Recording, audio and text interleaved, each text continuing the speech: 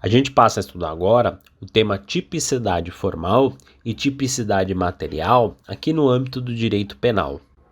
Nessa aula, eu quero explicar passo a passo o que é tipicidade formal e o que vem a ser a tipicidade material.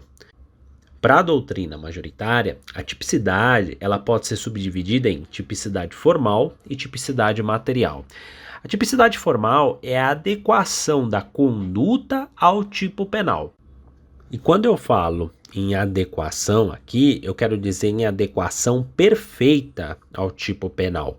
O furto de uso, por exemplo, ele não é crime justamente porque não existe aqui o enquadramento perfeito da conduta no tipo penal. Observa o que diz o artigo 155. Diz o seguinte, subtrair para si ou para outrem coisa alheia móvel.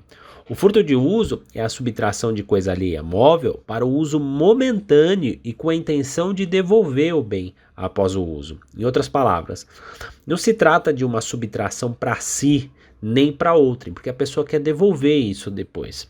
Por isso, não existe nesse caso uma adequação típica perfeita. Fala-se aqui que não existe adequação típica direta ou imediata. É importante não confundir a adequação típica direta ou imediata com a adequação típica indireta ou mediata. A adequação típica indireta ou mediata, ela é realizada por uma norma de extensão da adequação típica. Essa norma de extensão surge no contexto de uma norma que não se adequa diretamente à conduta. Essa norma de extensão ela é um meio, ela é um instrumento legal utilizado para adequar de forma indireta a conduta à norma. Imagina, por exemplo, que João atira em Pedro com a intenção de matar, com ânimos necandi. Contudo, Pedro ele é socorrido e sobrevive. O artigo 121 do Código Penal, que fala do crime de homicídio, ele fala em matar alguém. Porém, Pedro ele sobreviveu. Então, teoricamente, a conduta de João de atirar em Pedro, ela não se adequou com perfeição ao artigo 121, ao crime de homicídio. A gente fala que a conduta de João, nesse exemplo, não se enquadra de forma direta e imediata no tipo penal matar alguém. Para que ocorra esse enquadramento, que a gente chama de subsunção, é preciso lançar a mão de uma norma de extensão, uma norma de extensão de adequação típica, que nesse caso vai ser o artigo 14, inciso 2, que trata da tentativa. Dessa forma, a gente tem que João tentou matar alguém. Portanto, é preciso concluir o seguinte: existindo adequação típica direta ou adequação típica indireta, vai haver tipicidade formal. Existindo tipicidade formal, deve-se seguir para a análise da tipicidade material. Observa que a gente analisa a tipicidade material apenas se houver tipicidade formal. Se não houver a tipicidade formal, a gente nem chega a analisar a tipicidade material. O fato é tido como um fato atípico desde já. E como é que funciona a tipicidade material? Para Klaus Roxin, a função do direito penal é tutelar bens jurídicos mais importantes. Então, a função do direito penal é focar, é tutelar nesses bens jurídicos mais importantes. Os bens jurídicos mais importantes são bens jurídicos necessários para a convivência pacífica em sociedade. Observe o seguinte: como o objetivo primordial do direito penal é proteger bens jurídicos importantes, não há tipicidade quando a conduta, embora enquadrada no tipo penal, ou seja, embora exista tipicidade formal, não vai haver tipicidade quando ela não viola, quando a conduta não atinge o bem jurídico que se pretende tutelar. A tipicidade material é a efetiva lesão ou exposição de perigo de um bem jurídico penalmente tutelado. Imagina, por exemplo, que João subtraia para si uma caixa de fósforo de Maria. Nesse exemplo, existe adequação típica direta, porque ele subtraiu para si ou para outrem uma coisa alheia móvel. Então a gente tem uma adequação típica direta, né? Então a gente tem aqui uma tipicidade formal, porque existe uma adequação da conduta ao tipo penal. Contudo, não há uma efetiva lesão ao bem jurídico tutelado, que é o patrimônio da vítima. Não existe dentro da análise do parâmetro da razoabilidade, não existe uma lesão importante ao patrimônio da vítima. Por isso, a gente fala aqui que, embora exista tipicidade formal, não existe tipicidade material. E a falta da tipicidade material também vai excluir a tipicidade, torna o fato atípico. Aqui entra o denominado princípio da insignificância. E o que é esse princípio da insignificância? O princípio da insignificância afasta justamente a tipicidade material ante a insignificância da lesão ou exposição de lesão do bem jurídico tutelado.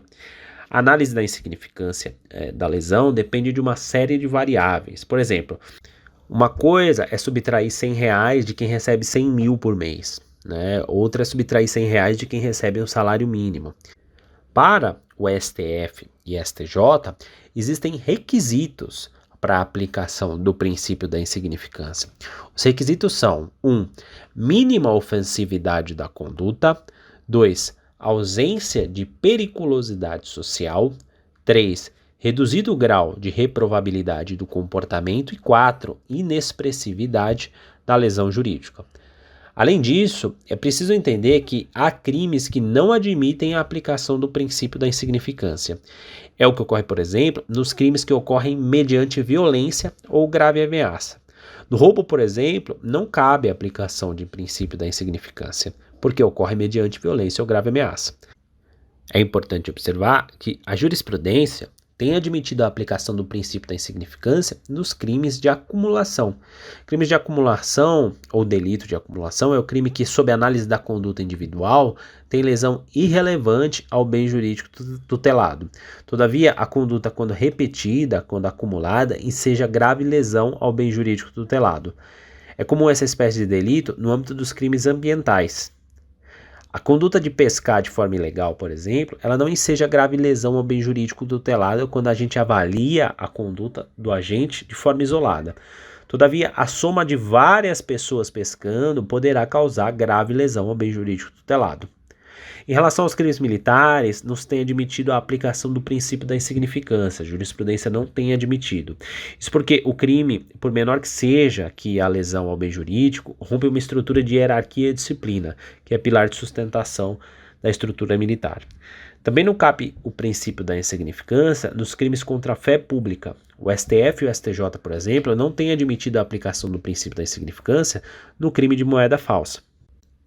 O artigo 289, que fala desse crime, ele fala o seguinte: falsificar, fabricando-a ou alterando-a, moeda metálica ou papel moeda de curso legal no país ou no estrangeiro.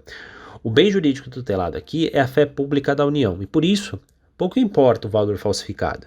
Em qualquer caso, não cabe a aplicação do princípio da insignificância. Em relação aos crimes tributários, existe a aplicação do princípio da insignificância na hipótese do valor tributado sonegado não ultrapassar R$20 mil.